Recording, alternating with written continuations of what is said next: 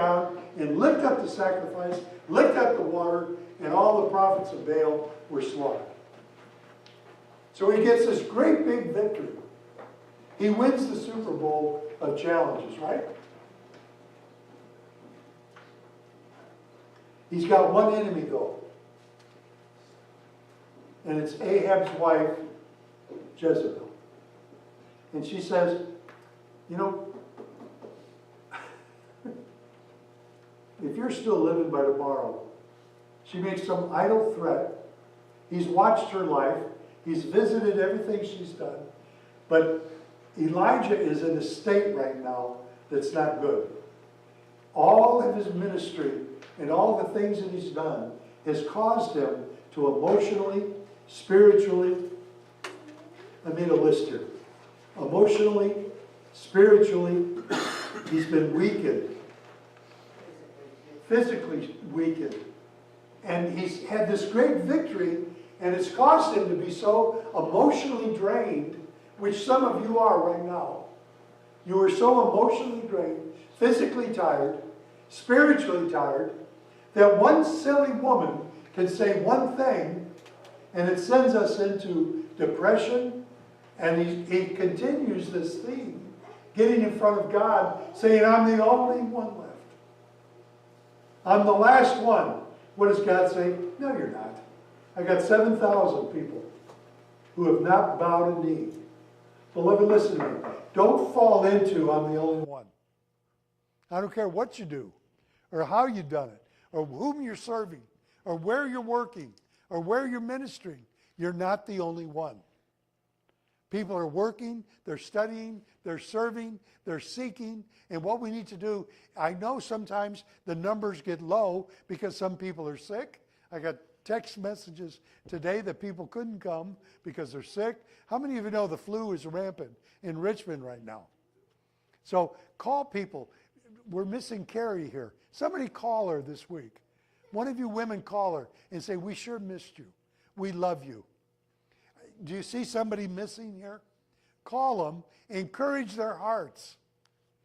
Because I rest assure you that the enemy is telling to them, nobody in that church cares whether you're there or not. Nobody cares for you. They know what you've done. And the enemy is attacking them physically, spiritually, emotionally, sick-wise. And beloved, believe me, I have been so sick that I couldn't raise my head up off a pillow, and the enemy says to me, they don't really love you at all. You might as well quit. You might as well give up, Grandma, because they're never going to come to church.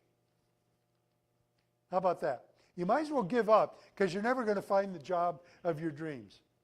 You might as well give up because your kids are serving the enemy. Is it true? Beloved, listen to me. Don't give up. Don't give up. Don't let the enemy, the Jezebel spirit, speak to your heart and say it isn't worth it. I don't know how many times I had to go over and over and over again in my own brain, because even my friends would not support, don't give up on your kids.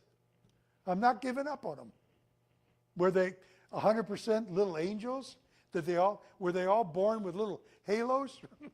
We think that. Guess what? Not.